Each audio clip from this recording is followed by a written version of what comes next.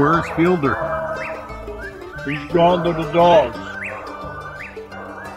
Welcome, friends, to the Gone to the Dogs podcast. Here we are on Thanksgiving week. Can you believe it? This podcast is airing on Monday before Thanksgiving. It's hard for me to believe that another one has rolled around. And one of the things that I've always been most thankful for are the friendships that I've been able to make with these coon hounds. And invariably, when you get into a conversation with somebody, they'll talk about the people are more important than the dogs. And I have to agree with that 100%. And today, I am really excited to tell you that I have one of my dearest friends on the podcast from down around Whitmire, South Carolina. This guy wears more hats than I don't know how he could wear any more. But my good friend, David McKee. How are you doing, Dave? I'm doing good, Steve. How are you? I'm good, buddy. I'm good. I know that I am catching you here, I hope, on the tail end of a kind of a traumatic experience, one that perhaps to a lesser degree I've been through myself. But you've just undergone heart surgery. Is that right? Yes, sir. July the 2nd. Okay. Well, Ella and I were talking a while ago, and she asked me how long it had been since your surgery. And, July, August, September, October. So you're almost 5 months in now. Yeah. Yeah. And you told me today that you are working. But is that for public knowledge, what your plans are come February? That's fine. Yeah. I'm not hiding it. I'm looking forward to it. Well, you'll find you're probably going to be just as busy, or maybe not busier, when you retire. David, you have been, I tell people that I've made a lot of friends, and people have befriended me over the years, a whole lot of them, and I'm very, very thankful for them. But there's, what I call kind of an inner circle of friends that are more like family, really, than friends, and I always considered you that way. Absolutely. Yeah. We've been close, and when we talk about the fact that you've had heart surgery, and I look back, when I was at AKC, I called it you guys my dream team. You and Lyndell Price and Jerry Moll and Jimmy Phillips. Later on, Jason Cooper came along, and you could probably name some others after me, but you guys were really a team that I just really enjoyed working with. But I would like to think it's the job more than me. But we've all, or everybody but Jimmy's had heart surgery. Yeah, I know it. That's true. Yeah. Well, I think I was the first. I went to AKC in 2004, and in April of 2006, man, I kind of got blindsided and ended up missing the St. Jude hunt. And, man, we had a lot of plans for that and had Josh Turner there to perform and a lot of things, and I missed it. But you were there, weren't you? Yes, sir. Yes, sir. Well, David, this circle of guys, we've all become very, very close. And I don't know exactly why, except that we're all kind of a like mind, of our views on God and family and probably even politics and all of those things. And, of course, we're all coon hunters, and that just made it just a real pleasure to work with you guys. And I imagine it was more fun for me than it was for y'all, because I could be a hard head sometimes, I'm sure. But it was an awesome experience, and I always enjoyed the time that we worked together and the trips we made together for pleasure and everything. It was always great times together. Yeah, you can't. We can't have a conversation without mentioning our good buddy Johnny Brinkley down in Tallahassee, Miss Laquita, his beautiful wife, and they've been so close to us, and just we had some great hunts down there with them leading up to the Southern Heritage Hunt there, and probably during the Winter Classic days, maybe too. Yeah. We actually started going to Johnny and Laquita's when you were with PKC.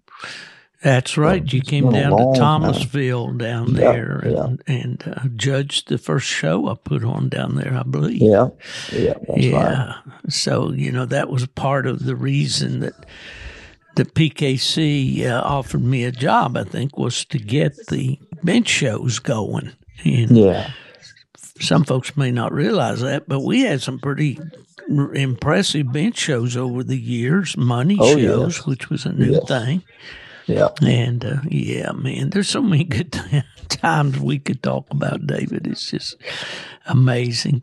We'll invite all of our listeners out there and friends to remember our good buddy Lyndell Price in prayer.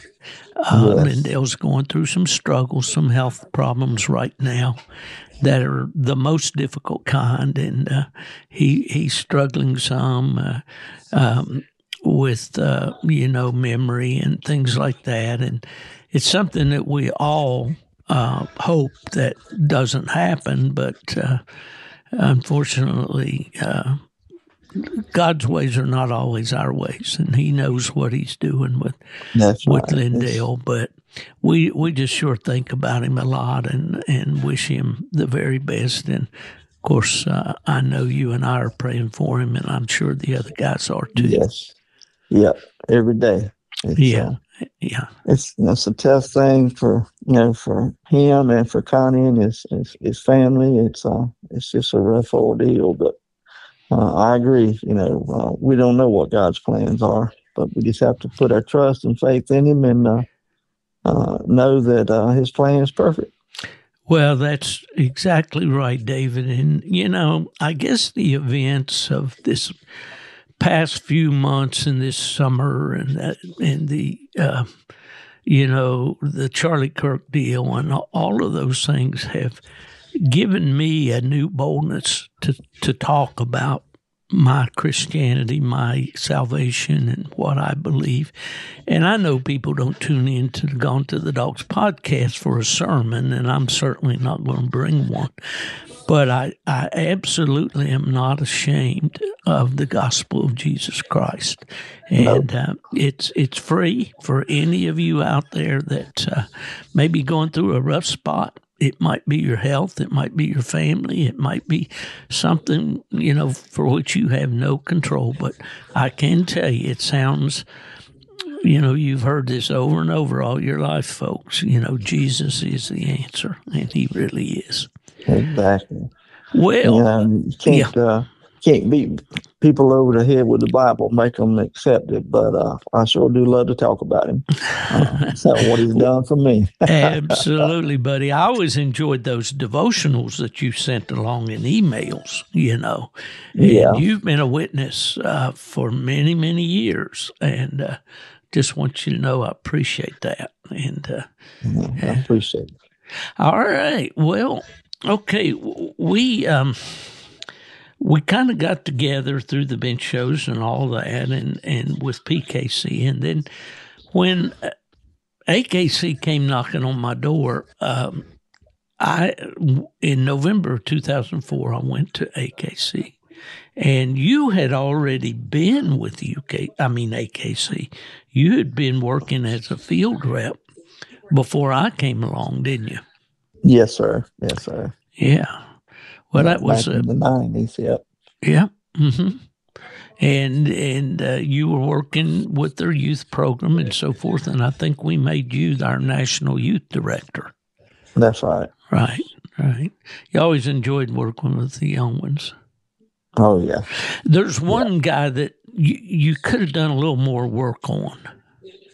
His name is Daniel Felker. I love Daniel, but I used to hear you talk all the time. Work in progress. He's the one that has the Coon Hunting Confidentials podcast. He and Ryan James and Dustin Faulkner. I love those guys. They get a little out there on the edge sometimes, but I appreciate those boys. They got a great heart and are funny and really interesting to listen to. But I met Daniel years ago through you, and I guess it was at Grand American. But well, I guess maybe before we dive into the AKC and all, I wanted to talk to you about the upcoming Grand American. You're still president of the Grand American Association, are you not? Yes, sir. Okay, well, man, that's coming up before we know it. I've been trying to get a reservation for us, and I'm having a little bit of trouble. I may have to do some name dropping or something here. Have you help us? I've been trying to book a couple of Airbnbs, and I'm not having much luck doing it. They're not responding to me, so I thought maybe you might plug me into whoever at the Chamber of Commerce or someone that I could get a hold of. Okay, well, I'll send you a phone number. All right, great. I knew I could count on my buddy David for sure. Oh, yeah. All right, Grand American, absolutely one of the biggest, if not the biggest, coon hunt in the United States. Been going on since the mid-'60s. What was it, 65 or 60? 1965. Yep. Okie dokie. Well, I graduated high school in 64, got out of college in 66 and headed to Florida. So I think I've told in the past that I was at the first one, but I believe it was the second one that I attended as I was traveling back to Florida. But with the Grand American coming up, entries, are they coming along pretty good? No, but it's the same every year. Everybody waits till right at the last moment. We actually got online entries available starting this year. That was a lot of work to get it through the banks and everything, but we finally got that done and had about eight or 10 online and probably about that many through the mail so far. But, well, they're just getting started now, but I'm sure after Thanksgiving. Well, we're going to bring a couple for you. In fact, they should already be in. I don't know if you've seen them yet, but my buddy Mark, I've got two partners, Mark Miller and Cody Fox from Taylorsville, North Carolina, and they're each going to be hunting a dog that I got a piece of. So I'm kind of excited about the Grand American this year. Yeah, get down there and play with the boys a little. Of course, I'll play on the sidelines. My days of playing in competition are over. Yeah, I know. I hadn't even been able to go because of the setback. But boy, it's cool weather. Sure makes you want to go, doesn't it? Yes, it does. Well, okay, I'm bouncing back and forth like a tennis match here, though. But as far as your heart surgery, tell me a little story about that. What all that happened? Well, we were Deb and I and my daughter and son-in-law were actually on vacation in Tennessee, and at about 2:00 in the morning, woke up with some chest pain and didn't last too long, so I didn't think a whole lot about it. And then again on Sunday night, did the same thing. And so Monday morning, I actually texted my doctor about 7:00 and told him I was having a little bit of chest pain. And he texted me back and he said, I'll be at the office at 8 and I'll give you a call. And between that time that I texted him, I told Deb to get up and get dressed so she could go with me. And then I had a heart attack. I knew what it was. And you know, called the ambulance. You just know. Yeah. Oh, yeah. So got to the Heart Center in Columbia, and they did an echocardiogram, come back in and said they saw two blockages at 80 and one at 90%. So I was going to put stents in. So next morning took me in to do that, and guy was hooking me up to everything, and then about 5 minutes later they started unhooking me, and I was like, what's going on? And he said, the doctor be in, talk to you in just a minute. So the surgeon come in and said, we found one more blockage at 90, but we also found that your descending aorta needs to be replaced. So he said, so you got to have surgery. I said, well, when are we going to do it? And he said, first thing in the morning. So you had the surgery in Tennessee then, or after you no, got back? Sir, no. Okay. I had made it back home. I'm sorry. Yeah. Mm-hmm. Yeah, we came home on Sunday and Tuesday. Well, that was, and you did some bypasses. How many bypasses? Had 4 bypasses, and then they repaired my descending aorta, whatever they did, I don't know. But I understand. Yeah. So. Well, I know that after my situation, I just had 2 bypasses, and was told I had another blocked artery, but that it was not. They weren't going to mess with it. And then later on in the treatment that came along with the cardiologist afterwards, there was a lot of talk about a valve that was leaking a little. And but so far that, and then after I got down here to Florida, I picked up a couple of stents. But everything's been good since then. I'm about due to go back in, but they say once you have heart disease, you always have it. So you got to get checked. I got an appointment in the morning with a cardiologist. So. Yeah. Well, I did a podcast once, and it's available. You can go on the W Hunting Supply Podcast Network and see it there. Where I told the whole story, and the reason is to try to convince the guys out there, like you, when you got chest pains, you did something about it, and so many people just, don't. They just keep putting it off and dreading it, I'm sure, but yeah. Well, so you had the surgery, and you did they give you a heart-shaped pillow? A red one. Oh yes. Yes. And trust me, you appreciate that pillow. If you've ever had the surgery, you know what we're talking about. You hug that thing when you have to sneeze or cough or do anything, and it's. That's what I told cardiologist last month when I went and seen him, and he asked me how I was doing. I said, "Well, I can sneeze without crying now, so that's a plus." Oh yeah. Well, there was a comedian there, Louis Grizzard. I don't know if you ever heard him. Yeah. He had a book out once that they tore out my heart and stomped that sucker flat. Yeah.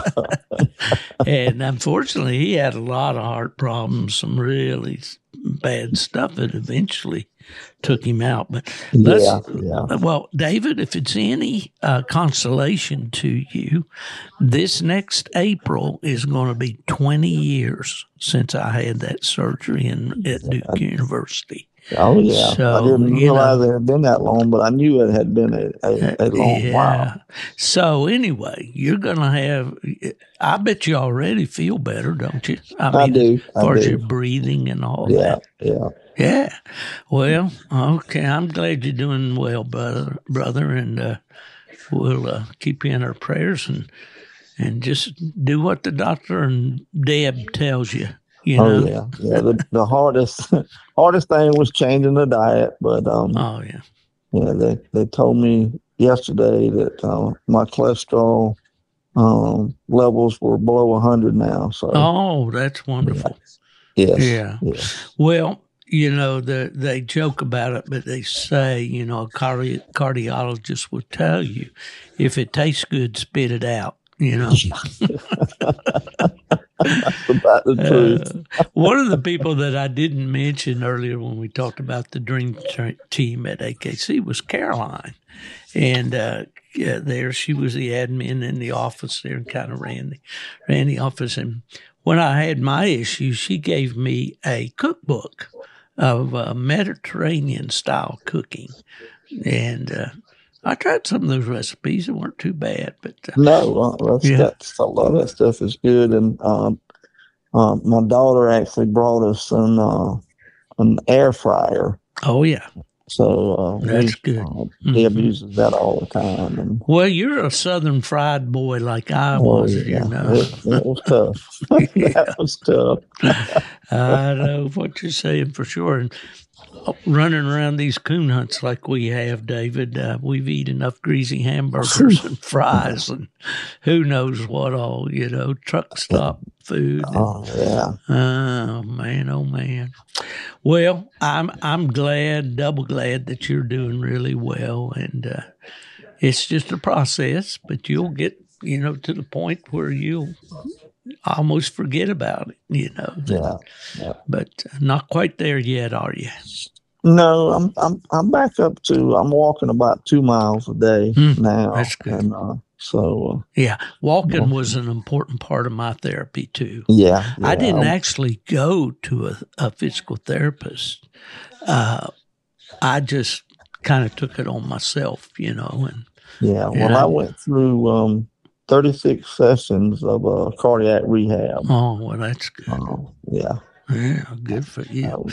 12 weeks of it. Well, I told you earlier when I found myself, I think my surgery was in April and it was July, and I was up at the Heartland Classic in Wisconsin, and I'm up there dragging rubber bench show mats out of the van and dragging them across the floor, and it was hot. Oh, man. Oh, yeah. And I thought, you know what? I probably shouldn't be doing this. Yeah. You know, but oh, well. It's a life-changing experience, that's for sure. Mm-hmm. Well, all you guys out there, I know you think coon hunting's all the exercise you need. That's not true. No. You can't get enough exercise coon hunting, no matter if you are hunting one of those go yonders. You know, and the diet, of course, is the most important thing. And, so go and get those checkups, guys. And when they do that blood work and they see that cholesterol's a little high or those triglycerides are a little high or whatever, and that blood pressure, you know, do what the man tells you. He's really is trying to save your life. That's right. That's right. All right. Well, let's go back to the American Kennel Club. You know, I was thinking everybody pretty much thinks in coon hunting, they think of UKC number one because they've been around the longest and quite frankly have had the best registration system, although they've been going through some challenges in the last couple of years. But and then PKC that Jarvis Humphreys started. And my good friend Murray Reagan from Tennessee texted me today and asked me if I knew when the first PCA hunt, which was the forerunner of PKC, when it was held. And I believe it was 1973. But I couldn't tell him where it was. So, do you know it all, David? No, sir, I do not. I remember hunting PCA, but I do not remember where the first one was. Right. Well, of course, Jarvis Humphreys started that group, and then later they changed the name to Professional Kennel Club, and all. And then, of course, the boys up there in Ohio, Greg Maynard, Scotty Engel, and those fellow, Levi Stevenson, and they started this pro sport. And that's kind of edged in, and also but the AKC, just to give it a little brief background, had hired a guy named Dick Sheets. Now, you worked with Dick, didn't you? Yes, sir, I did. Okay, and he was like the field manager or whatever. Right. And probably worked were you working under Bill Speck? Bill, yeah, for just a short while. Yeah, I got before you. I left. Yeah. Well, Bill was the one that kind of, kept bugging me to go to AKC. And it was a tough decision because I loved, I was a UKC man for full-time 16 years and dating back to 78 as a field rep. And I didn't want to leave UKC, but, my dad always told me, Steve, you got to follow the money. Yeah. So anyway, I went to PKC, and then it was Bill Speck that started after me to come over to AKC. Well, AKC had a pretty successful coon hound program under Dick. They had a world hunt at London, Ohio. I think it was 500 dogs or more. Yes. Were you there at that hunt at London? I was. Yeah. And then in Crittenden, Kentucky, I can't remember what year that we were, we hunted over 500 as well. Yeah, and then they had moved up to Chillicothe, and that's where we held our first one. Yeah. After I came aboard with AKC. Yeah. And I'm going to have a guy on the podcast next week that I believe he was the guy that won that first one, and that was Don Dunlap with the Mr. Smith dog. Yep. And then, of course, Smith came down to Newberry there in your neck of the woods and won it again a couple of years later, I believe, right? Yes, sir. Yeah, well, I'm going to have the Dunlap boys, Chuck and Don, the brothers, and Colton, fellas, who is Don's boy. Not Don, but Chuck's boy. And they're going to be on the podcast hopefully next week. That's what we have planned. But anyway, yeah, so AKC was rocking along there pretty good. But AKC, the hierarchy in New York, they wanted more registrations. They'd look over there with, as I've heard them say, with a jaundiced eye. In other words, they were kind of envious of UKC's numbers in those in the registration columns, and so they decided to start a new program and give me the chance to build it. And it was a pretty daunting task. I'll be the first to admit it. Johnny, our good buddy down there, told me, boy, you're biting off more than you can chew. And I guess in some ways he was right. But we did have a bunch of successes, We did. We put on some good world hunts. And there's so many fun things I remember. Hey, do you remember the guy we had named Mike Phillips that did our website and all that? Oh, yeah, from Texas. Yeah. Yeah. He was one character. Yes. We were taking the world champion's picture, okay? And I think I'm behind the camera and I'm looking and I'm getting everything all squared up and the people that are in the picture. And all of a sudden, I look back there and there's Phillips. He's right in the middle of the picture. And I remember that. Grinning like a possum. Oh, what a character he was. But, back then we started these play-by-plays. Yep. Well, actually, I was with PKC when I started those with him, and of course he followed me on into my AKC days and all. And I miss that guy. He was a lot of fun. Yeah, he was. Yep. He showed up in Ohio. We picked him up at the airport, and he got off in a T-shirt and shorts. In Ohio. In October. October, yeah. We had to take him to buy clothes. Yeah, I remember that too. That guy, he lived on Pepsis and Twinkies, I think it was. He said, and he'd literally work around the clock.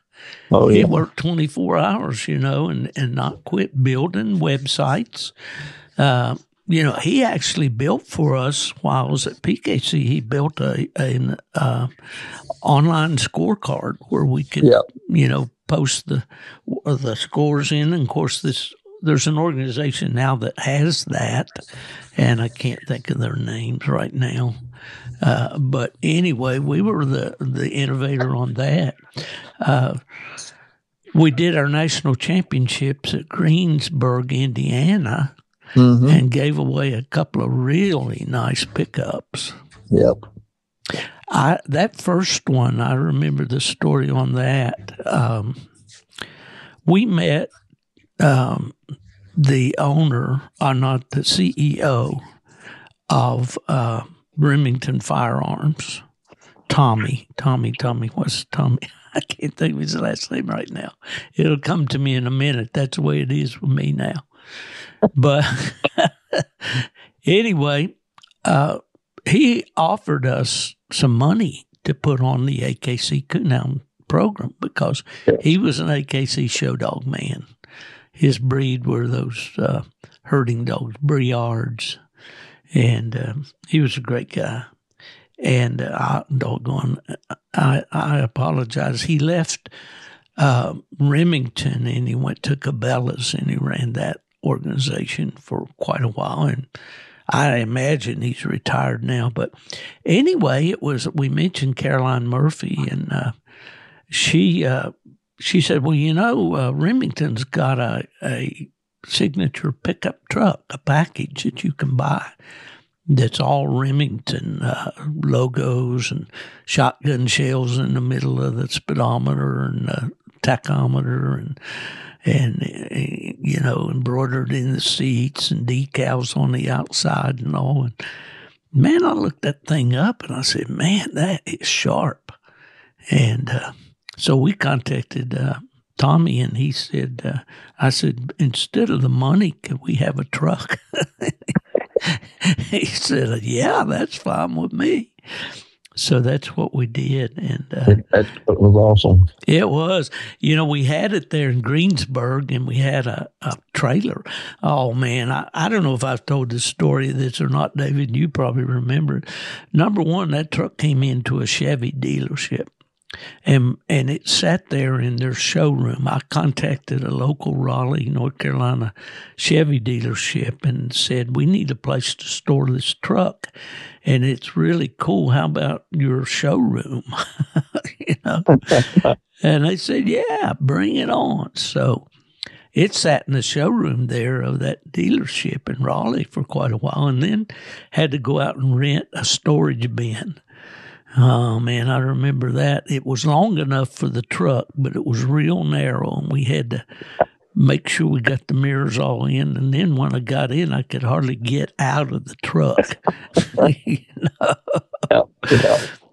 But anyway, we had that thing trucked out to Greensburg, and he put it on a semi-trailer, and it was a showstopper, wasn't it? Yes, it was. It was a beautiful, beautiful vehicle. Yeah, and I remember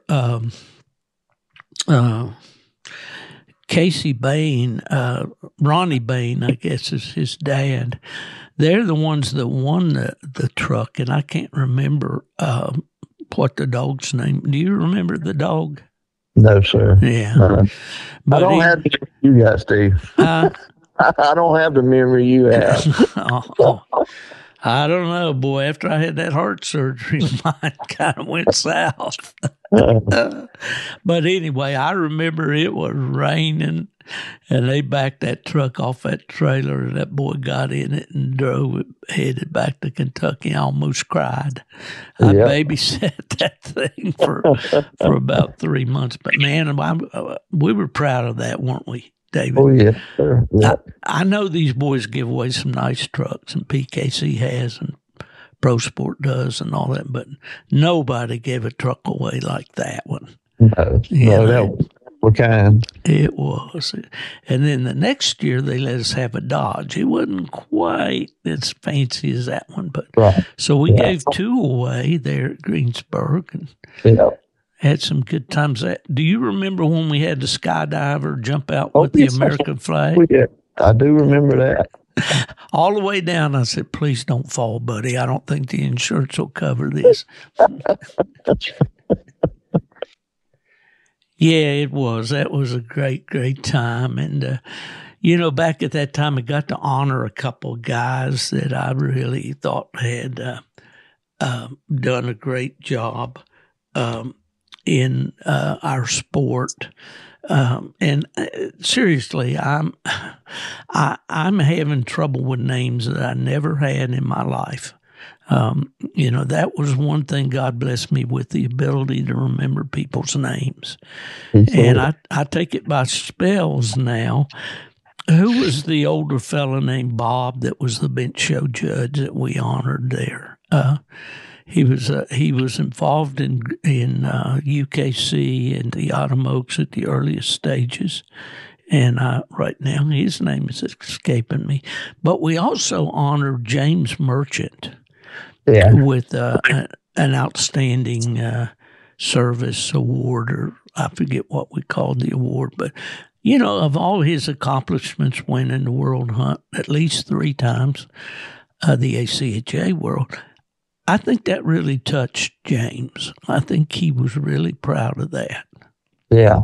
Yeah. I remember that well. Well, don't let me hog this. If you some things that you remember, we did start the Heartland Classic with AKC and had it in Wisconsin, the first one, and then then we moved it to Iowa, Nashua, Iowa, and had a couple. 2 or 3 years over there. That was good. And that has continued on. They moved it back to Wisconsin, and Erica Froming was the president of the group there for a while. And then she, as ladies tend to do, she got married and started a family, and someone else is running it up there. Did you ever go up to the Heartland Classic? No, I never made it. Uh-huh. All right. Well, and then the Southern Heritage is what AKC's answer kind of to the Winter Classic after the Winter Classic moved out to Mississippi. And you've worked a lot with that hunt, haven't you? Yeah. Yeah. You and Jimmy. Yeah, we were down there every year. This past year, first one I've missed. I actually had knee replacement in April. Oh, boy. So I was just getting over it. Was fixing to go back to work when I had my heart attack. So. Oh, man. Well, you've had enough of hospitals. We need to keep you out of those places. They're going to kill you if we don't keep you. No, this program, this podcast, my listeners will tell you, it's fastly turning into an old man griping about his aches and pains. On my knees, I got one on the left. It's kind of every once in a while, it's like bone scraping bone. Yeah, no, that ain't too much fun. But, well, another thing that you guys were all involved in and carried it on with AKC after I left and all was this Youth and Heritage and Women's World events. And that's been pretty successful too, I think. It has, just like the double headers, those. Most people don't realize, but we started those when we were all there together. Exactly. You jumped ahead of me a little bit, but that's great. That was my next topic. Oh, okay. Some of the things we sat around the table and worked on and did is, number one was a total rewrite of the AKC night hunt rules. Yeah. And that's where we came up with the notorious strike rule. That many, many hunters have told me over the years it's absolutely the best. Yeah. But we got a little pushback from that at times. But where we don't give the dog strike points during the first minute. Right, yeah. Unless you can make a tree, unless it's immediately followed by a tree call. I remember Mike Rafe from Indiana telling Jerry Moll, "It is my right to strike my dog whenever I want." Oh, Mike. Mike was a dandy, wasn't he? Yes, he was. Well, sometimes once people understood that rule, they really did like it. Mm-hmm. Most people, because one of the biggest complaints always is a babbling dog and a judge not strong enough to do something about it, because for one thing, it's difficult to prove. Oh yeah. In most situations, but that rule just took care of that problem. Mm-hmm. Well, I see it discussed every once in a while, about once a year or so. It'll come up what to do about the babbling dog. And I'll say, well, I thought we fixed that back in about 2005 or so. Yep, 4 or 5, with the AKC rule. And I really believe we did if guys would really take a hard look at it. Yes. Well, you mentioned the double headers, and that's absolutely something that we did as a team, figuring that, hey, it's a new draw, a new hour. Yep. It's a new hunt. Why not have 2 at one place, cut down on the travel time? That's right. Give the dogs more opportunity. And that went hand in hand with where we again can crow a little bit. We started this idea of getting 5 wins to be a night champion. Yep. And then, I think it was 5 more maybe to be a grand and 5 more to be a Supreme Grand, which that's a title that we added, the Supreme Grand. So good for us. We did some good stuff. Well, and probably, one that I know most of the hunters don't realize was bringing Garmin into the coon hunting world. Yeah. That was a biggie. And, as you get older, David, you have to fight temptation all the time to say, well, back when I was this and back when I was that. So I try not to do that. But that's one of the things that I'm proud of that we did was, I remember Bob West with Purina, Bird Dog Man, was in the Raleigh office of AKC. And he had just been somewhere where they demonstrated this Garmin. And at that time, it was on a vest with a little rubber ducky antenna on the top of it that sat straight up right at the dog's withers, right at the point of the shoulders. And he wasn't much impressed with it. But, boy, the lights came on for me. I said, man, if they can develop that for our coon dogs. And so I got the numbers. Old Bob was good to give me the contact numbers, and I started ringing them. And I've told this old story a lot, but I thought, well, man, I'll impress Garmin because I'll tell him about all these thousands of motorhomes that we got on the road going to these dog shows back and forth and all this. And they need one of those Garmin Nuvies on the windshield, to help them. Yeah. And right away, man, they shot me down. They said, no, we already cornered that market. We're interested in this dog market. So, they introduced me to Kevin Brickhouse, who lived right there outside of Raleigh. And he, you remember Kevin, don't you? Oh, yeah. Yeah. They had a lot of really good guys that were out there. I can't remember the one boy from Atlanta. I really liked him. I was trying to think. Richmond, wasn't it? Yeah, I can see his face. Yeah, I think his last name was Richmond. But there again, remember. Forgive us, buddy, we're old. But no, that was a big deal there, a real big deal, and we were able to participate in research and development of that Astro 220 and those old DC 20 and 30 and whatever 50 collars and from the first one, we would hunt them and let them know what we thought and what they were doing, and man, they were just so receptive to listen and develop something that would work, and they did. Yeah. Oh yeah. Jimmy out there, the guy that did there was the tech guy, Jimmy Comer. He was a great guy. I got to go out to Olathe. Did you go out there at all? I did. Did you? Yeah, I did. I thought you did after I did there at one point. Yeah. But that was a big one right there, and of course, I did one time what I thought was the top 10 most important innovations in coon hunting, and of course, that Garmin GPS had to be number one.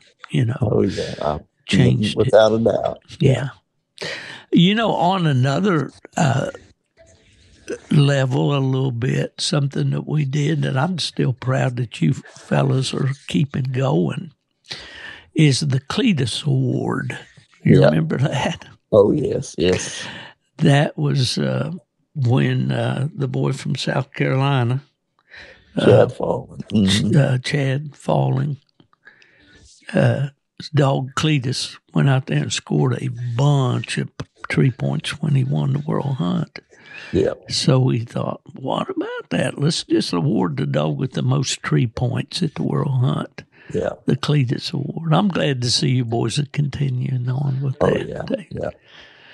And we did a lot in club recruitment back in those days. A lot. Yeah. You remember those? I've got funny memories of our meetings with our staff meetings. One time, Lyndell was crunching potato chips and crinkling the bag. You remember that? Yes, sir. Yeah, and you remember the time when your donkey was up there? Yeah, I do. I bet that's the only staff meeting you ever had a donkey braying in the back. Probably so, yeah. I remember the very first board meeting that I attended for AKC. I had to call in. Of course, I was in Florida. We were getting ready, I guess, for the for the Sunshine Jamboree. Southern Heritage, I guess it was. Mm-hmm. And I was sitting on the front porch in the rocker at Johnny's. Yep. We'd been out coon hunting better part of the night. And, yeah, man, such memories, David. I got so many. I just wish, I know when I just talk about them that people weren't there, they can't get the full impact, but just take my word for it. It was some great times. Yeah, it was a lot of work and a lot of long hours, but it was a great time. I mean, we all just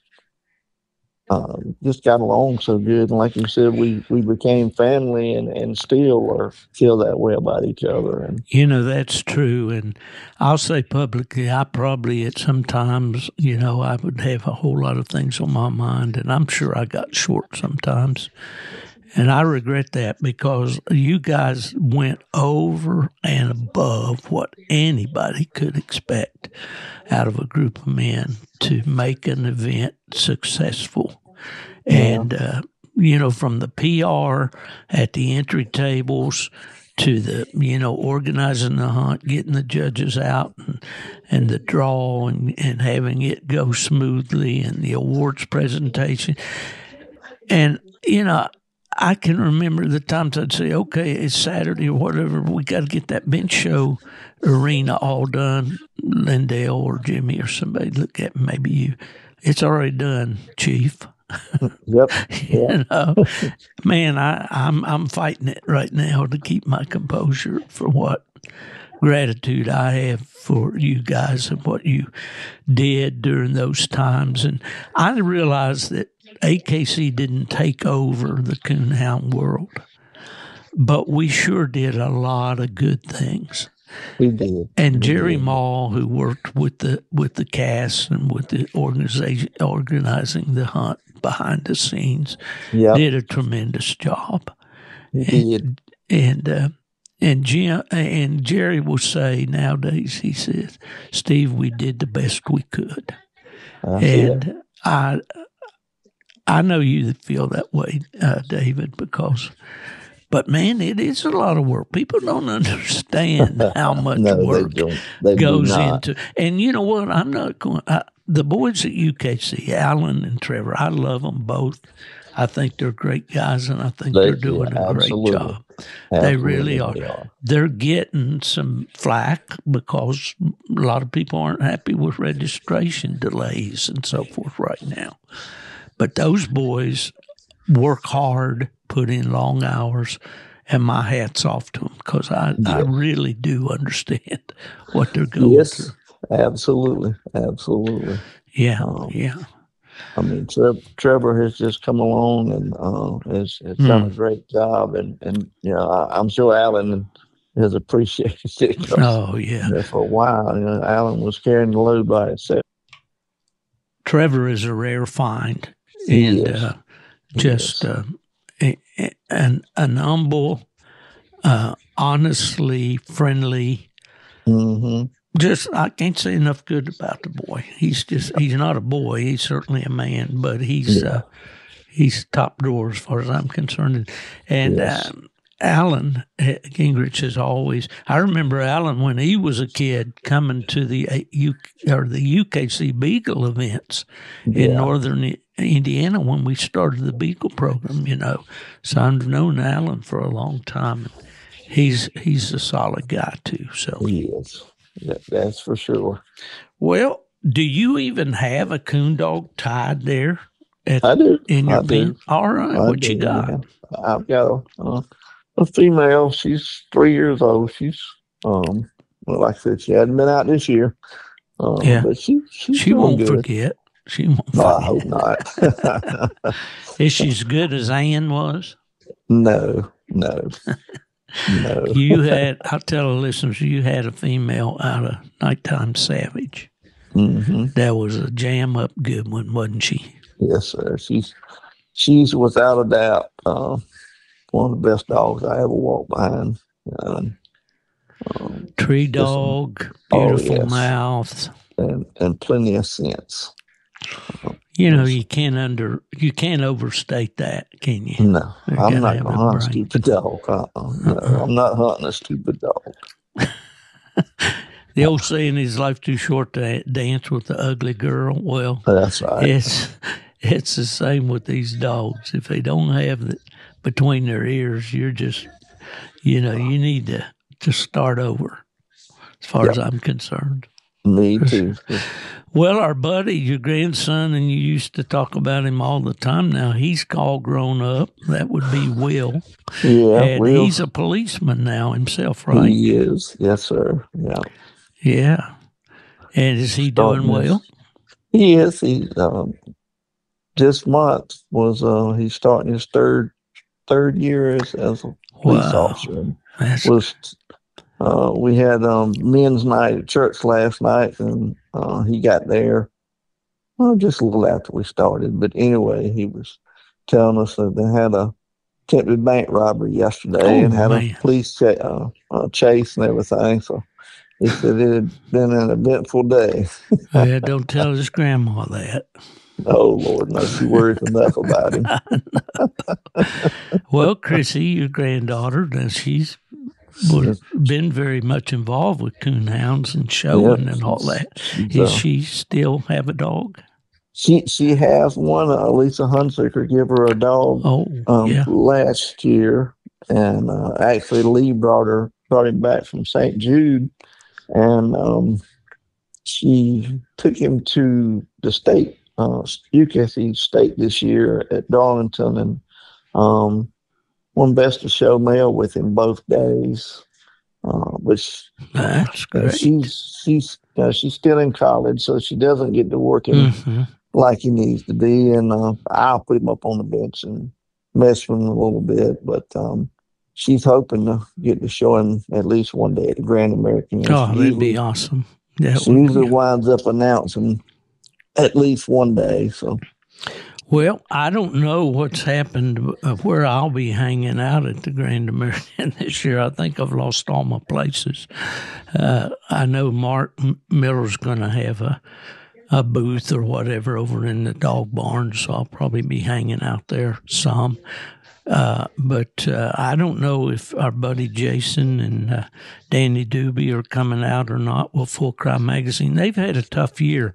They took on the new job, which is in a remote area, and it's been a challenge with the internet and so forth. And then they had wildfires, forest fires out there all summer, and they've just had a really tough time, but they're back at their home now for the fall season. So I don't know whether I'll get to hang out in the vendor barn or not. I may just have to drift around, but I sure look forward to it. Oh, yes. David, there was one thing I wanted to mention while we were talking about AKC. And my idea of talking about the AKC today was to kind of illustrate the impact that the AKC Coonhound program has had on coon hunting that people may not realize, but the dividends.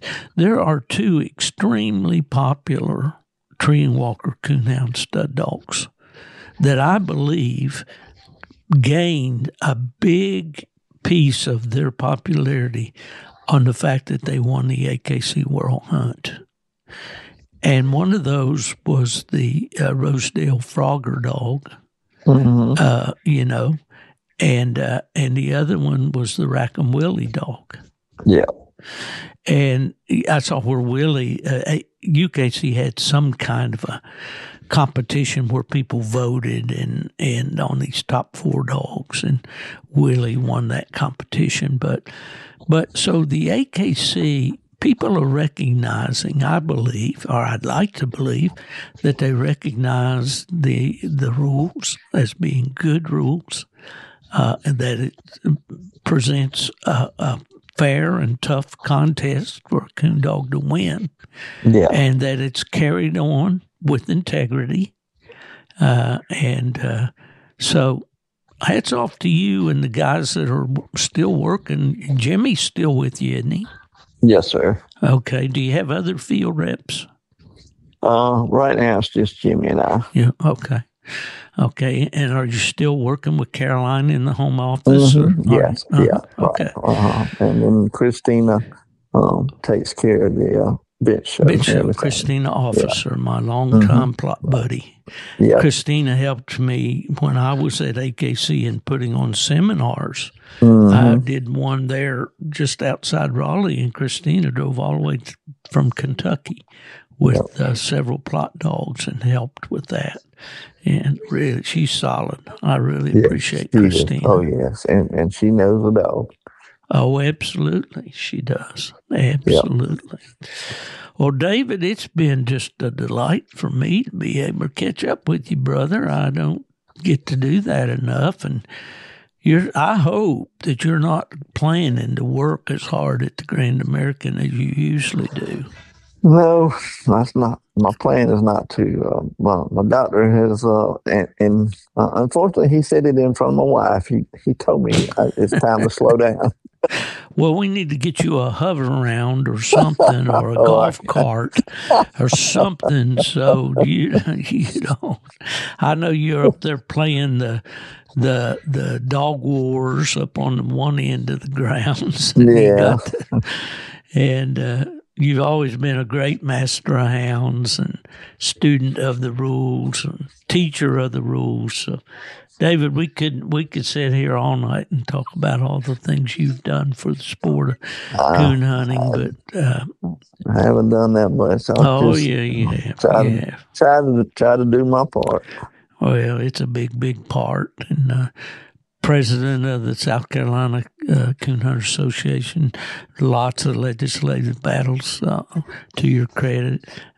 President of the Grand American Association, AKC field rep.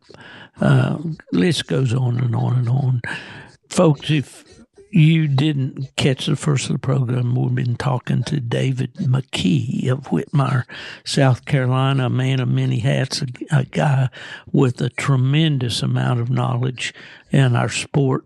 And greater than the knowledge is the amount of respect this guy has earned over the years. And David, it's just been a great, great privilege for me to have you on the podcast. Well, it's always a pleasure just to get to to spend some time talking, and like you said, we don't do that as much as we used to, and I always look forward to the Grand American and some of the other events, so I do get to see you. Well, I kind of canceled my trip to the White River, and from the number of coons those boys are treeing this week, I think I made the right choice. Something's kind of affected that, and that's something I want to bring up real quick.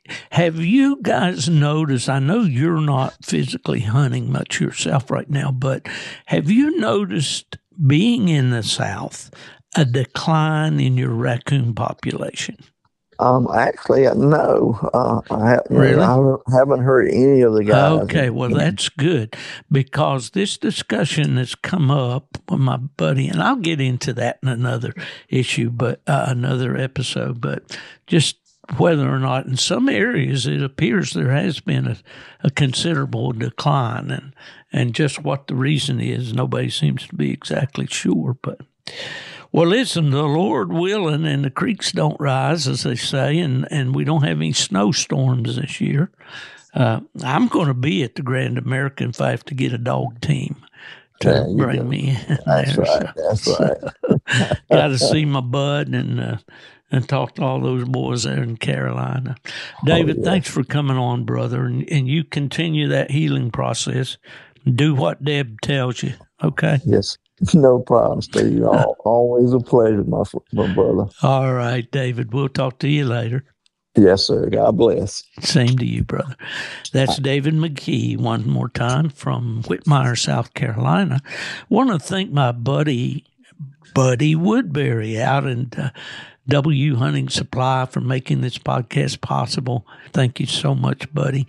If you need anything for your dogs or yourself in the way of gear, apparel, especially electronics, along the Garmin line and the other manufacturers, W Hunting Supply, dusupply.com. And also my buddy of a long time, Big Mark Zepp with Zepp Predator Calls, markzepp.com. All right, that's going to wrap it up for this week, and wish you once again a very, very happy Thanksgiving with you and your friends. If someone asks you, where's Steve Fielder, tell them, well, that's easy. He's gone to the dogs.